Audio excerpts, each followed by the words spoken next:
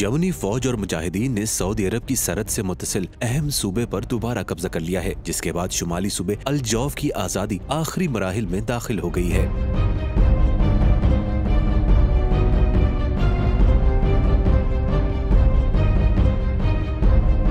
यमनी फौज के तर्जुमान जनरल याहिया सरीर ने कहा कि मुल्की अफवाज ने ऑपरेशन डेजर्ट डॉन के नाम से किए जाने वाले ताज़ा तरीन ऑपरेशन के दौरान अल जौफ के खब्बा वल शाफ जिले के इंतजामी मरकज को आजाद करा लिया है। तर्जुमान के मुताबिक सूबे अल जौफ के कुछ सहराई इलाकों के अलावा पूरा सूबा सऊदी हमला आवरों से आजाद है। इससे कबल लबनान के अल मयादीन न्यूज नेटवर्क ने कहा था कि यमनी फोर्सेज अल जौफ में सऊदी हिमायत याफ्ता जंगजुओं के आखिरी गढ़ अल यौतामा पर अपनी गिरफ्त मजबूत कर चुकी है।